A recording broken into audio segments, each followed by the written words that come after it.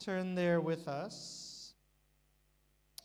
1 Korintus pasal 8, bagi yang membawa Alkitab silahkan buka ke pasal tersebut. As usual, I will read in Bahasa and the English is on the screen behind me. Let's pray together before we read God's word. Kita berdoa sebelum kita membaca firman Tuhan. Oh Lord, we do love to tell the story. Ya Tuhan, kami sangat suka untuk menyampaikan cerita. It may be old, Mungkin itu tua, but it is alive. tapi itu menghidupkan. It is the story that makes people live. Ya Tuhan, itu adalah cerita yang dapat membuat seseorang untuk hidup.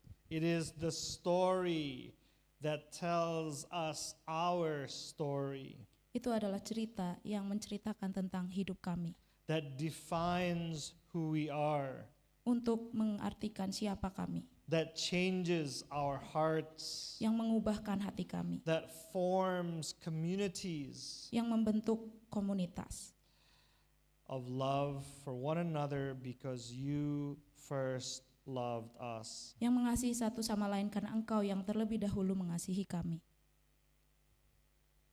And so we pray this morning as we read that story, Ya Tuhan, pada hari ini kami berdoa untuk kami membaca cerita itu, that we too may be a community that truly lives according to your love. ya Tuhan, kami adalah sebuah komunitas yang benar-benar menghidupi cerita-Mu yang Tuhan. Yang penuh kasih ini ya Tuhan. In your mighty name we pray. Amen. Dalam nama-Mu kami berdoa, amin. I will point something out about the text before I read. Saya akan menunjukkan beberapa hal sebelum saya membaca.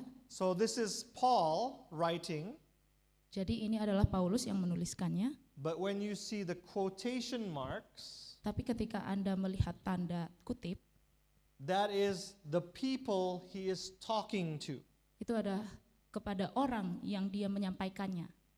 So there's an issue in this church Jadi ada isu di dalam gereja ini where some people ketika beberapa orang they were comfortable eating food sacrificed to idols, mereka terlalu nyaman untuk memakan makanan persembahan berhala yang telah dipersembahkan ke berhala, and they were using these things in quotation marks to justify what they were doing.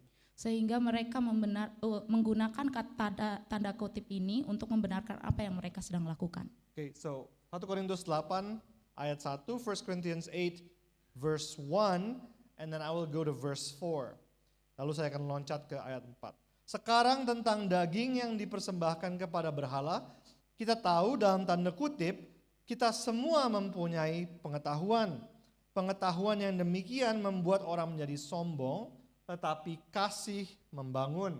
And then verse 4 ayat 4, tentang hal makan daging yang dipersembahkan kepada berhala, kita tahu, sekali lagi dalam tanda kutip, tidak ada berhala di dunia, tidak ada ilah selain Allah yang esa, sebab sungguh pun ada apa yang disebut ilah, baik di surga maupun di bumi, dan memang benar ada banyak ilah dan banyak Tuhan yang demikian.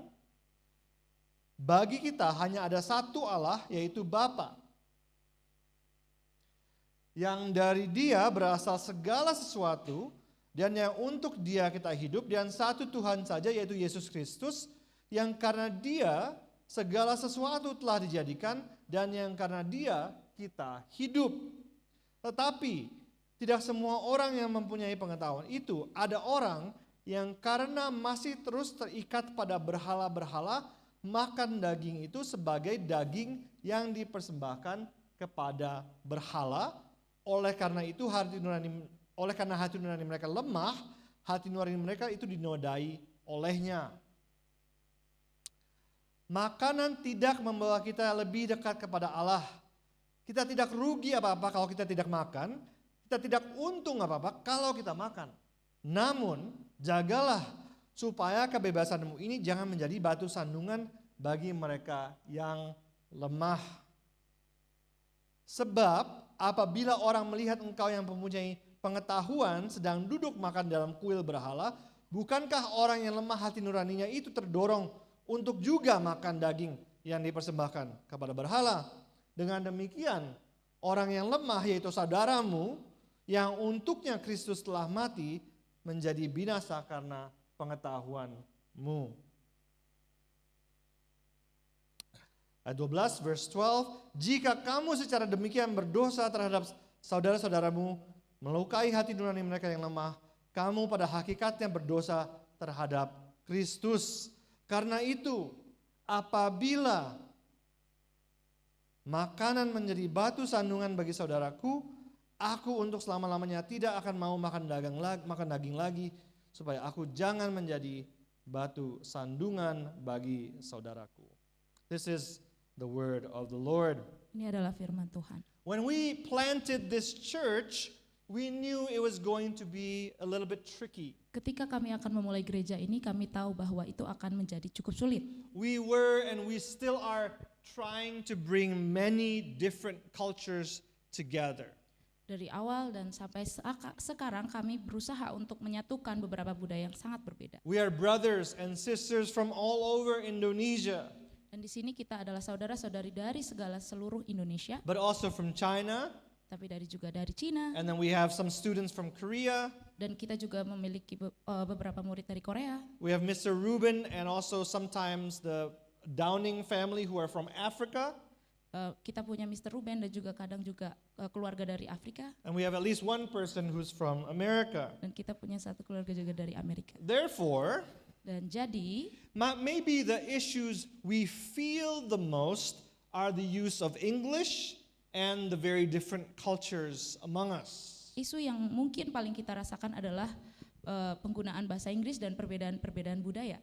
But there is a far bigger issue with far more serious consequences. Tetapi ada isu yang jauh lebih besar dengan konsekuensi yang jauh lebih serius. It's the issue of our theology, Dan isu itu adalah teologi kita. specifically our Reformed theology. Lebih spesifiknya adalah teologi reform kita. Honestly, it breaks my heart that such a beautiful gift from God has become a problem for many people. Sejujurnya ini membuat saya sedih karena karunia yang begitu indah dari Tuhan menjadi masalah bagi begitu banyak orang. But I also understand Tapi saya juga mengerti. Reformed theology has sometimes been used not very wisely. Dan terkadang teologi reform itu digunakan dengan tidak bijaksana. And for some of you, Reformed theology makes you irritated or even it causes you personal pain. Dan beberapa dari sebagian kita menjadikan reform teologi ini menjadi terasa jengkel dan bahkan kesulitan secara iman. When it should be a blessing to you. Padahal itu seharusnya menjadi berkat bagi kita. Too many fans of Reformed theology talk about it as though it is perfection. Terlalu banyak penggemar teologi reform membicarakannya seolah-olah sudah sempurna. As though we have arrived at the very top of theological study. Seolah-olah dengan itu kita telah mencapai puncak studi dari teologis itu. And we no longer need any more improvement. Dan kita tidak memerlukan lagi perbaikan. And so, because I know that, Dan karena Pak Arief tahu tentang hal itu, and because I know some of you tolerate Reformed theology rather than enjoy it, dan Pak Arief juga tahu bahwa sebagian dari Anda lebih mentolerir reform teologi daripada menikmatinya, in these sermons, I try to stay away from very technical language.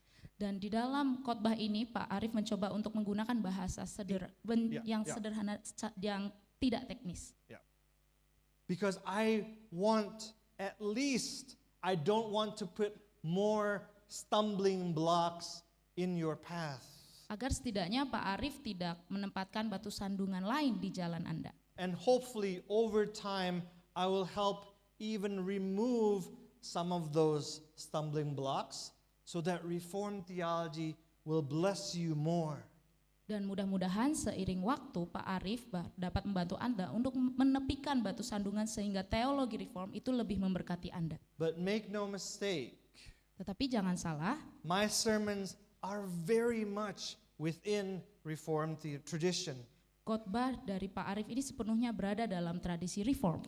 If you find anything good or anything beautiful in these sermons, it is thanks to my training in Reformed seminaries. Bahkan jika Anda menemukan kebaikan atau keindahan dalam khotbah Pak Arief, itu karena pelatihan Pak Arief yang dia dapatkan di 2 STT Reform. I love Reformed theology. I have been so blessed by it.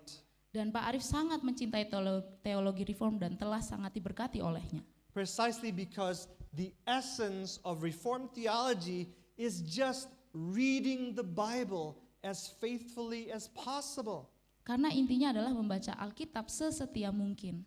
Which means Yang berarti always pointing to Jesus first selalu mengutamakan Kristus instead of focusing on us first. daripada mengutamakan diri kita sendiri. Always focusing on what He has done for us and what He continues to do for us. Selalu berfokus pada apa yang telah Dia lakukan untuk kita dan apa yang terus Dia lakukan untuk kita. Because again, He has truly given us freedom to serve Him. Karena sekali lagi itulah yang akan beri kita kebebasan untuk melayani Tuhan. I emphasized that last week. Dan Pak Arief menekankan poin tersebut minggu lalu. And by the way, last week's sermon touched a lot on marriage. Dan khotbah minggu lalu Pak Arief banyak menyentuh tentang pernikahan. And I know that's a very sensitive issue. Dan Pak Arief tahu itu adalah masalah yang sensitif. And some of you bear heavy burdens related to marriage. Dan banyak dari Anda menanggung beban berat dari pernikahan. And I hope you heard that Jesus frees you from all burdens and pressures that He does not put on you. Tetapi Pak Arief juga berharap bahwa Anda telah mendengar bahwa Yesus telah membebaskan Anda dari semua beban dan tekanan yang tidak Dia bebankan kepada Anda. One of our dear friends is a Batak woman. Salah satu dari teman kita yang terkasih adalah seorang wanita Batak She was getting married. dan dia akan menikah. She really struggled with those burdens when she was about to get married. Dan dia benar-benar bergumul dengan beban itu ketika dia akan menikah. But my wife and a few other friends reassured her. Tetapi Pak Arief dan istri Pak Arief meyakinkannya She can gladly honor the wishes and requirements of her family and their traditions. bahwa dia dapat dengan senang hati menghormati keinginan dan tuntutan keluarga dan tradisinya. Precisely because she was free in Christ. Justru karena dia telah dibebaskan di dalam Kristus. And that knowledge is thanks to Reformed theology. Dan pengetahuan itu berkat dari teologi reform. Good theology is a beautiful blessing. Teologi yang bagus adalah hal yang sangat indah. So it's unfortunate when we encounter it as a problem. Dan di sini isu pertamanya yang kita lihat.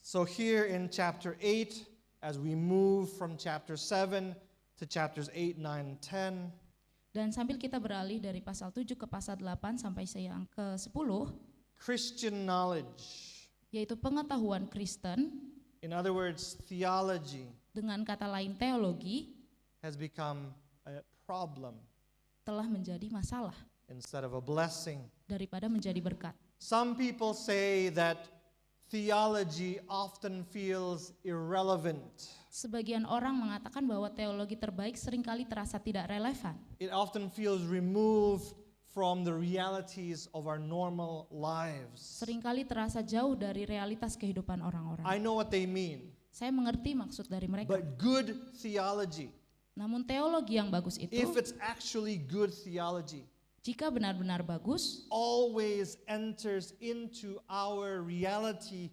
because Christ entered into our reality. masuk ke dalam realitas kita karena Kristus telah masuk ke dalam realitas kita. The best theologians I know are red-blooded men and women. Teolog yang terbaik yang Pak Arief kenal adalah pria dan wanita yang berdarah merah. Their work may be difficult, Tulisan dan ajaran mereka mungkin sangat sulit, but they watch football. tapi juga mereka menonton sepak bola. They go on hikes and camping trips. Mereka juga senang trekking dan juga camping. They deal with dirty diapers. Mereka juga mengurus popok yang bekas. They eat junk food like the rest of us. Mereka juga makan makanan yang tidak sehat seperti dari kita semua. The best theologians always do theology for the church. Dan teolog paling yang baik yang selalu mengajarkan teologi untuk gereja. They know they're training pastors who will preach the gospel to both professors and plumbers. Dan mereka menyadari bahwa mereka melatih pendeta-pendeta yang akan memberitakan Injil kepada profesor lain maupun kepada orang-orang yang tidak lulus SMA. They use their knowledge for the building up of God's people. Dan mereka menggunakan pengetahuan mereka untuk membangun umat Allah. Here in this chapter, some Christians were clearly not doing that. Dan di dalam 1 Korintus 8 ini jelas bahwa sebagian jemaat itu tidak melakukan hal tersebut. So you might think the main issue is familiar. Dan mungkin tampaknya kita bisa melihat itu adalah masalah utamanya dalam bab yang sudah familiar ini. But there's actually more going on. Tetapi sebenarnya ada isu yang lebih besar.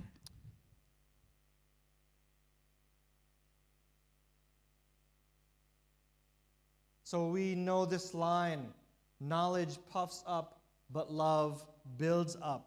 Dan kita juga lihat dari hal tersebut pengetahuan teologi membuat orang menjadi sombong tetapi kasih membangun. But before we just repeat this line, Tetapi sebelum Anda menggunakan kalimat ini, especially before you use it to criticize other people, terutama sebelum Anda menggunakan kalimat ini untuk mengkritik orang lain, including people who are too zealous about Reformed theology, termasuk para penggemar teologi reform yang berlebihan. let's dig a little bit deeper. Mari kita gali lebih dalam lagi. So within this congregation, Jadi di dalam kongregasi ini, there was a group who were more dominant.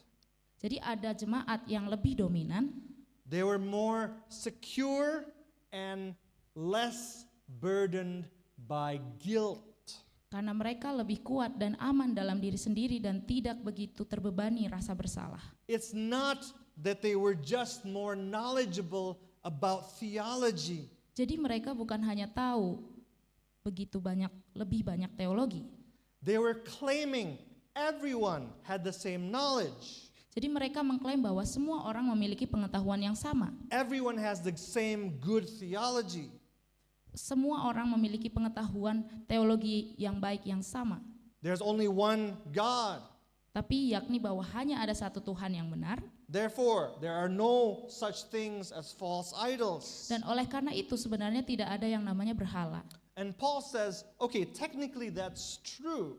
Dan Paulus mengatakan secara teknis ya itu benar. But this group was using that knowledge and their freedom in Christ selfishly. Tetapi kelompok ini menggunakan pengetahuan tersebut dan kebebasan mereka di dalam Kristus secara egois. They were using that good theology to justify eating meat that had been sacrificed to idols. Jadi mereka menggunakan teologi yang kelihatannya betul untuk membenarkan makan daging yang telah dipersembahkan kepada berhala. Because technically there is no such thing as idols. Karena secara teknis tidak ada yang namanya berhala. So the problem was not knowledge in general that makes us arrogant. Masalahnya bukanlah bahwa pengetahuan itu sendiri membuat kita sombong. The problem is that people were using good theology for their own selfish aims. Masalahnya adalah orang-orang menggunakan teologi yang baik itu untuk tujuan diri mereka sendiri, untuk tujuan yang egois. And for more than just eating good food. Dan untuk lebih dari makan enak. So Paul's going to show later in the letter.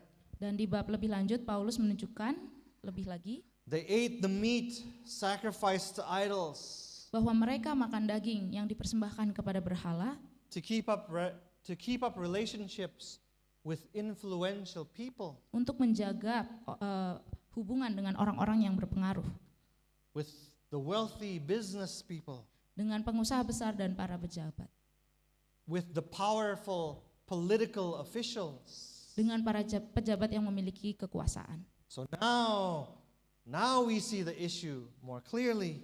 Dan sekarang sudah kelihatan lebih jelas lagi. If you're a business person, Jika Anda adalah seorang pebisnis, it's very difficult to decline an invitation to eat from a potential client. sangat sulit untuk menolak ajakan dari mitra dan klien kita, Untuk makan. Especially when there's a lot of money at stake. terutama kalau melibatkan banyak uang.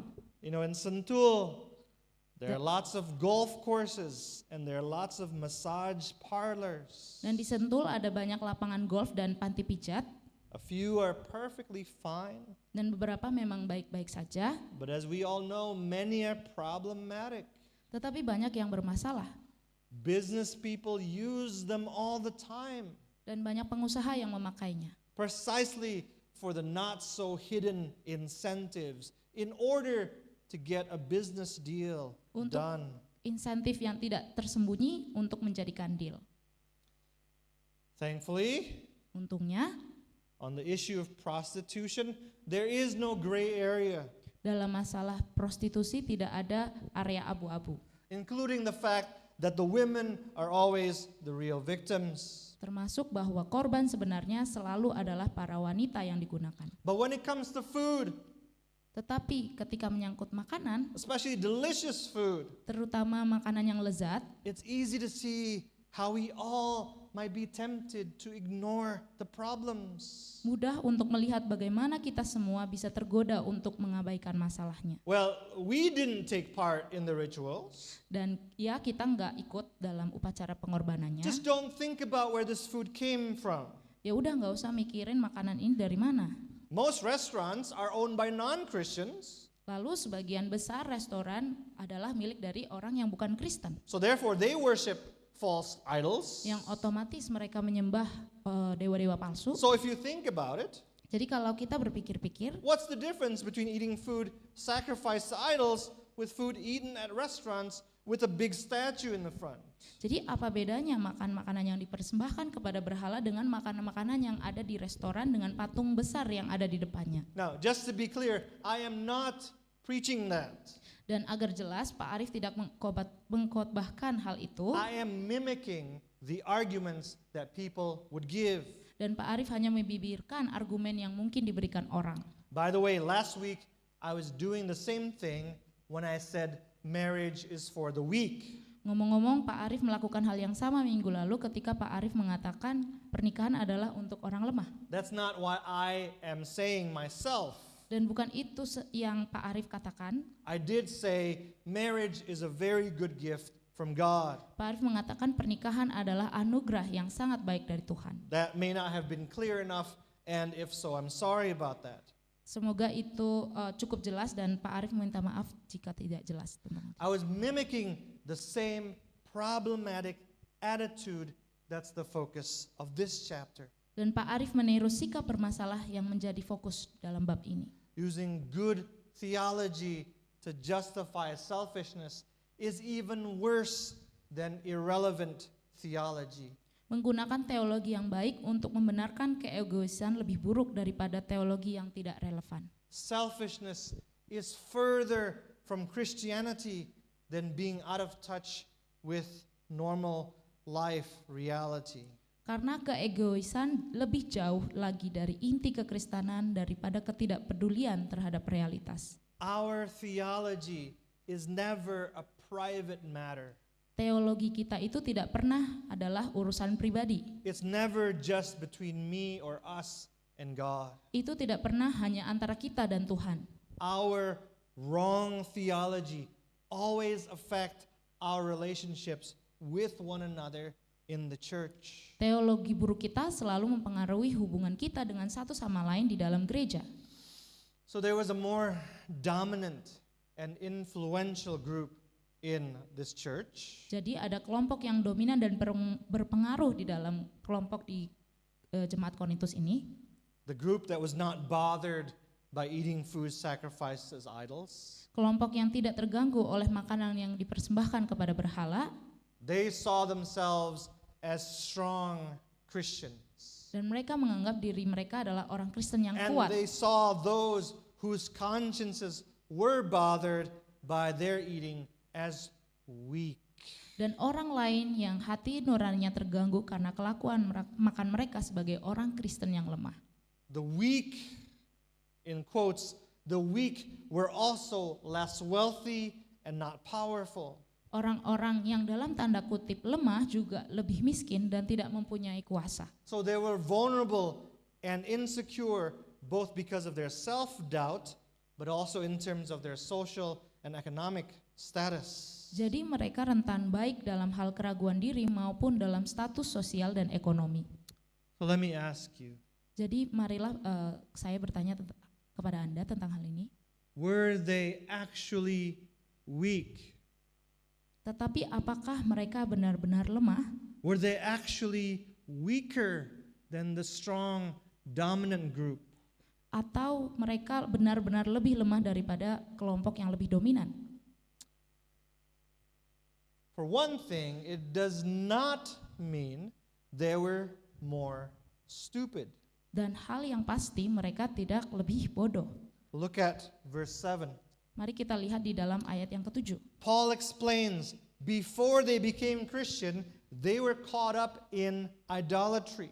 Paulus menjelaskan sebelum mereka menjadi Kristen mereka terjerat dalam penyembahan berhala. So that even after becoming Christians, Sehingga bahkan setelah menjadi orang Kristen, when they eat food sacrificed to an idol, ketika mereka makan daging itu sebagai daging yang dipersembahkan kepada berhala, their conscience being weak is defiled. oleh karena hati nurani mereka lemah, hati nurani mereka itu dinodai olehnya. We probably understand this better than most Western Christians. Dan kita memahami hal ini lebih baik daripada kebanyakan orang Kristen di Barat. Many of you have experienced something like this firsthand. Karena banyak dari Anda telah mengalami sesuatu yang lebih mirip dengan ini secara langsung. Many of your families Dan banyak keluarga dari Anda in more remote areas of Indonesia yang tinggal di daerah-daerah terpencil di are Indonesia still dealing with things like witchcraft and the occult and so on. dan masih berurusan dengan hal-hal seperti sihir, okultisme, dan sebagainya. Can you imagine going home to your villages and eating food that had been sacrificed to idols? Apakah Anda bisa bayangkan diri Anda ketika Anda pulang kampung dan Anda memakan makanan yang dipersembahkan kepada berhala sebelumnya? To evil spirits? Untuk roh-roh jahat. I think we would all refuse. Mungkin kita semua akan menolaknya. We know there are real dark spiritual forces at work. Dan kita tahu bahwa ada kuasa gelap di dalam hal itu. We know people open themselves up to that. Dan kita tahu bahwa orang membuka diri terhadap hal itu. And the Bible tells us, even though evil is under God's control, Dan Alkitab mengatakan bahwa meskipun kejahatan berada di bawah kendali Tuhan, Satan will use every opening that he gets. setan akan menggunakan setiap kesempatan yang didapatnya. So imagine if you or your family, you're doing business with people like that, you're eating food they had used in dark rituals. Bayangkan jika sebagian dari kita berbisnis dengan orang-orang seperti itu dan makan makanan yang telah mereka gunakan dalam upacara gelap. And then when some people criticize you about that, you Dan call them weak.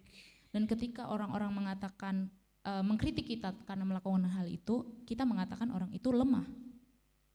And they end up doing it too because of what we do.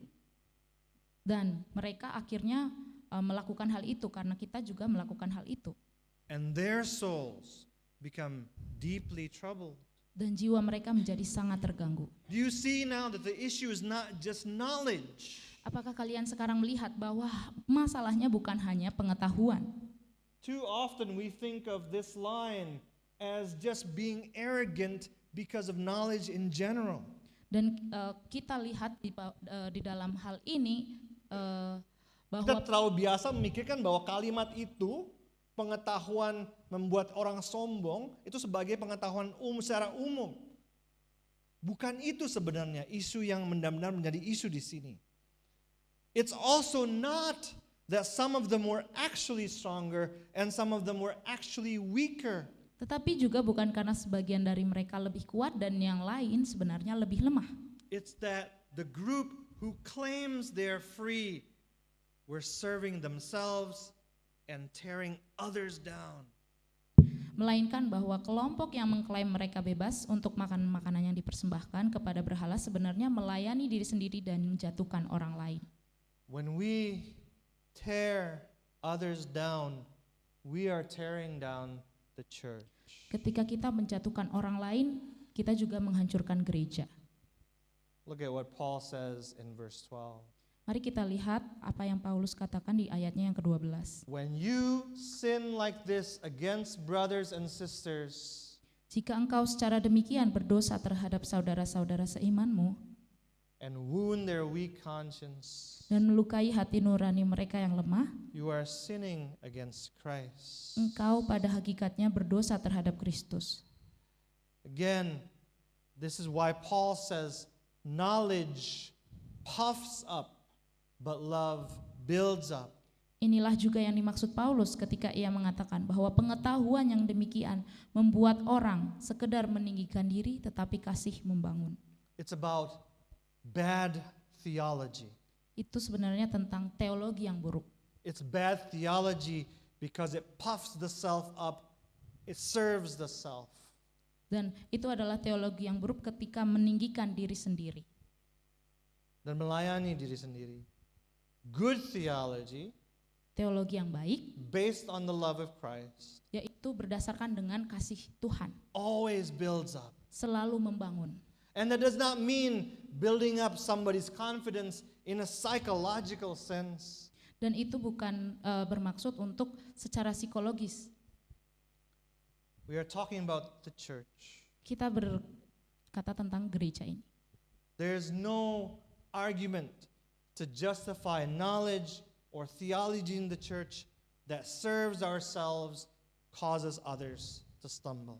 Tidak ada argumen yang membenarkan pengetahuan atau teologi di gereja yang mengutamakan diri sendiri dan menyebabkan orang lain tersandung. True Christian knowledge, Pengetahuan Kristen sejati, theology that is actually good theology, teologi yang benar-benar baik, is always for the building up of the whole body, of the whole church. selalu bertujuan untuk membangun seluruh tubuh dan seluruh gereja. This is why it should break our hearts when we hear about brothers and sisters not getting along. Dan itulah kenapa ini harusnya menjadi hati kita menjadi hancur ketika orang-orang itu tidak bersama-sama, tidak ikut bersama-sama dengan teologi yang sebaik ini. When people look down on one another in the church, Ketika orang-orang melihat lebih rendah di dalam gereja ini, I've already said about how fans of Reformed theology have not always done a good job sharing it with others. dan Pak Arief sudah menyinggung bagaimana fans teologi reform tidak selalu membagikannya dengan baik kepada orang lain. But instead of criticizing others, let's look at ourselves. Tetapi alih-alih mengkritik orang lain, mari kita bercermin pada diri kita sendiri. We all hold much too highly strong people. Kita semua masih terlalu mengagungkan orang-orang yang kuat, The wealthy, orang-orang yang kaya, the powerful, orang-orang yang berkuasa, people of influence and prestige. orang-orang yang berpengaruh dan bergengsi. And we still hold much too low people who are weak. Dan kita jauh terlalu meremehkan kelompok orang-orang yang biasa dianggap lemah. I see it in how some of you relate to me. Dan contohnya Pak Arief melihatnya dalam cara kalian berhubungan dengan Pak Arief. I've heard so many people say, "Oh, I would actually like to talk to you, but I don't want to waste your time." Banyak yang berkata kepada Arief, Pak Arief saya mau ngomong sama Pak Arief tapi saya nggak mau membuang-buang waktu Pak Arief. So I have to tell you, you're not wasting my time. Sehingga Pak Arief mau mengatakan di sini bahwa kalian tidak membuang-buang waktu I saya. love talking to you. Pak Arief suka sekali berbicara dengan kalian. I love listening to you. Pak Arief suka sekali mendengarkan cerita-cerita kalian. I am interested in how you are doing. Dan Pak Arief juga tertarik untuk mendengar cerita-cerita kalian tentang apa yang kalian lakukan. I don't want to just hear the good things and the great things that are happening. Dan Pak Arief tidak hanya ingin mendengar hal-hal yang baik, yang luar biasa yang dilakukan. I am here to listen to anything. Dan Pak Arief ada di sini untuk mendengar segala sesuatunya. But this is how we very commonly relate to one another. Tapi inilah hal yang secara umum sering terjadi hubungan kita dengan sesama If kita. someone is just an unimportant person, Mungkin seseorang terlihat tidak begitu penting, don't bother the important people, jadi jangan ganggu orang yang penting, especially with silly things like being too sensitive about sin. terutama hal-hal yang terlalu sensitif seperti terhadap dosa. Hal-hal yang agak dianggap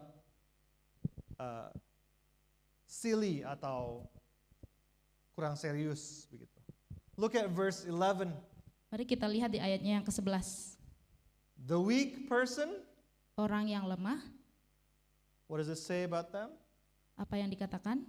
The brother or sister for whom Christ died. Yaitu saudara seimanmu yang untuknya Kristus telah mati. Saudara seimanmu yang untuknya Kristus telah mati. Do you see the irony? Apakah Anda melihat ironinya? If we hold any brother too highly, Jika kita terlalu mengganggukan saudara-saudara kita, we have to remind ourselves kita harus mengingatkan diri kita sendiri Christ had to die for that person too. bahwa Kristus harus mati untuk orang itu juga. Who is the pastor that you revere the most? Siapa pastor yang Anda sangat kagumi? Christ had to wash his sins. Kristus harus membersihkan noda-noda Who is dosanya. the most brilliant theology professor? Profesor teologi yang paling brilian, Christ had to rescue them from the effects of sin on their thinking. Kristus harus menyelamatkannya dari pengaruh dosa pada pemikirannya. Who is the most powerful, high-ranking Christian that you respect? Orang Kristen yang paling berkuasa dan berpangkat tinggi di negeri ini yang kita hormati. Christ had to lower himself, be emptied of his power to lift them up out of their sin. Kristus harus merendahkan dirinya dan dikosongkan dari kuasanya untuk mengangkat mereka dari lumpur. And if we hold any of our sisters too lowly, Dan jika kita terlalu meremehkan saudara-saudari kita, and I intentionally said brother earlier and sister now, dan saya dengan sengaja menggunakan kata saudara laki-laki sebelumnya dan menggunakan kata saudara perempuan sekarang. because we still tend to look at women and value women less than men. Karena kita masih cenderung menghargai perempuan kurang daripada laki-laki. We must remind ourselves Christ died for that person too. Kita harus mengingatkan diri kita sendiri bahwa Kristus juga mati untuk orang itu. Do you think a brother or a sister in Christ is stupid? Apakah Anda berpikir bahwa seorang saudara atau saudari di dalam Kristus itu bodoh Or weak? atau lemah Or significant? atau tidak penting? That's a serious question. Dan ini adalah pertanyaan yang penting, yang serius. Do you think someone specifically is weak or stupid or insignificant? Apakah Anda berpikir seseorang yaitu lebih bodoh, lemah, dan tidak penting? A brother or a sister in Christ. Seorang saudara atau saudari yang berada di dalam Kristus. Do you think about them that way? Apakah Anda berpikir seperti itu? Mengenai mereka, Christ gave his life for that person too, as he did for you. Dan Kristus memberikan nyawanya untuk orang itu juga dan juga Anda. He counted none of us, none of you as less value.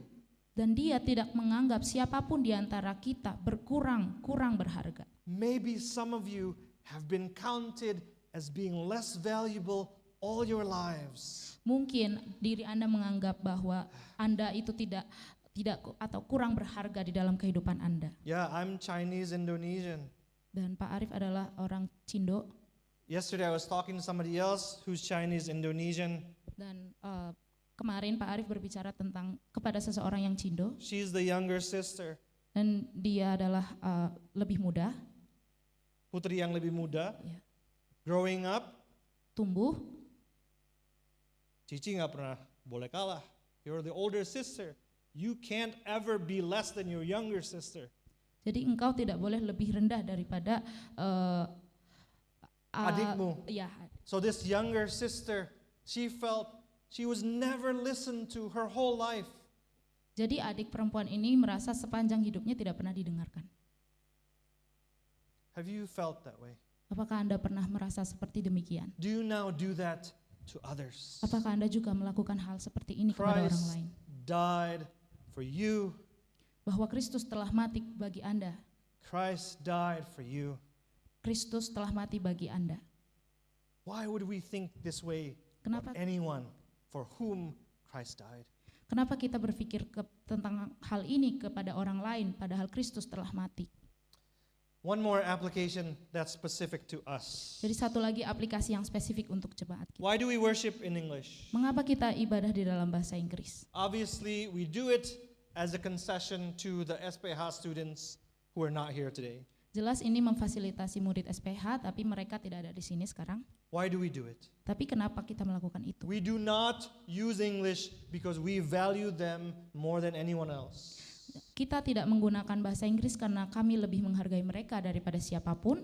Here's why we use English. Jadi inilah kenapa alasannya kita menggunakan bahasa Inggris. Most of you are adults. Jadi kebanyakan dari Anda adalah orang dewasa. They are teenagers, some as young as 12. Sementara murid SPH masih remaja dan beberapa dari mereka umurnya 12 tahun. Some of them did not choose to come to Sentul. Dan beberapa dari mereka memilih tidak memilih untuk datang ke Sentul. I know some of you did not choose to come to Sentul or Bogor too, but you're adults. Tetapi mungkin beberapa kalian juga tidak memilih untuk datang ke Sentul dan Anda juga tidak memilihnya, tetapi lebih kebanyakan dari Anda sudah dewasa. They do not get to leave campus when they want. Mereka tidak dapat meninggalkan kampus kapanpun mereka mau.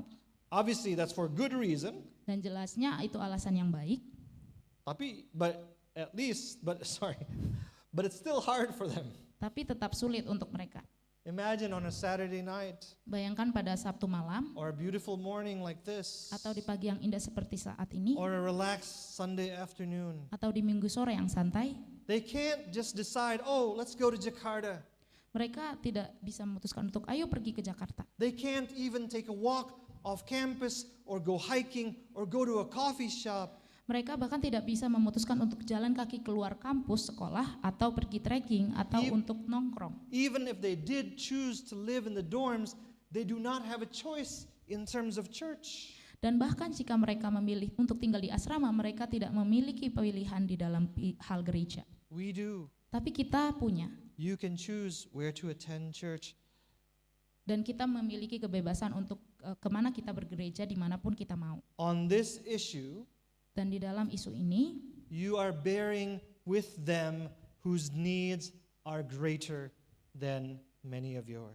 Singkatnya, Anda membantu mereka yang kebutuhannya dalam hal beribadah lebih besar daripada banyak dari Anda. So here's the big question. Jadi inilah pertanyaan besarnya. Why would you do it still? Mengapa Anda mau melakukan ini? Why does Paul close this chapter by saying, dan mengapa Paulus mengakhiri bab ini dengan mengatakan, if food causes my brother or sister to fall, I will never again eat meat so that I won't cause anyone to fall. Jika makanan begitu membuat masalah bagi saudaraku sehingga membuat mereka tersandung, aku pasti tidak akan pernah makan daging dalam bentuk apapun supaya aku tidak menyebabkan kejatuhan saudaraku.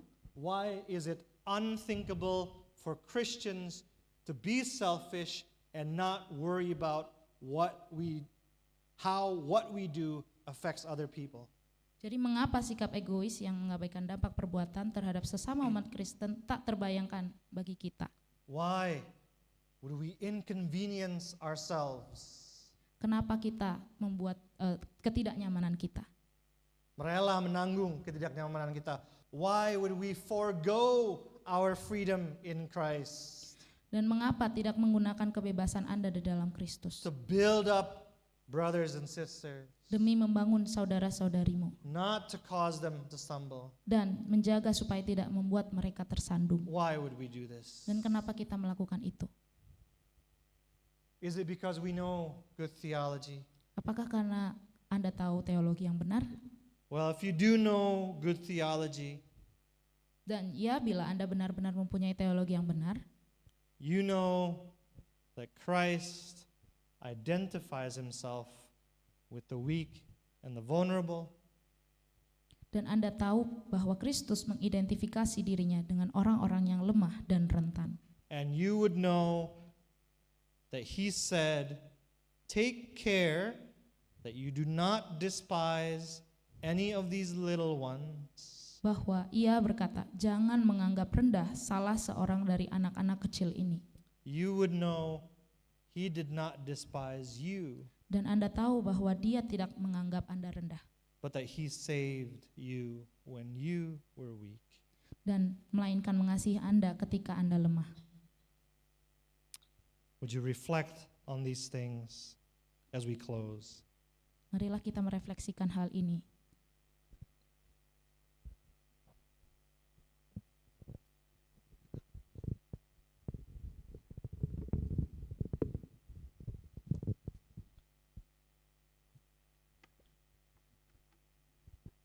Let's pray together. Mari kita berdoa.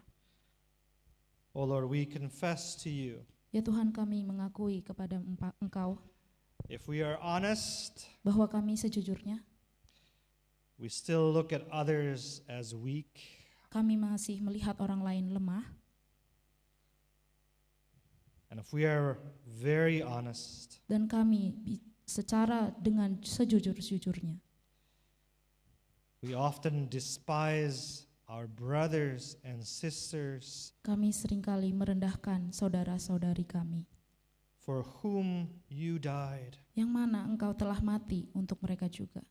Lord, would you change us Ya Tuhan, ubahlah kami by always reminding us of that old story untuk selalu mengingatkan kami tentang cerita-cerita yang lama itu, that you died for us too when we were weak. karena Engkau telah mati bagi kami ketika kami lemah. In your mighty name we pray. Di dalam nama-Mu yang kudus kami berdoa. Amen. Amin. Please rise, let's sing this final song.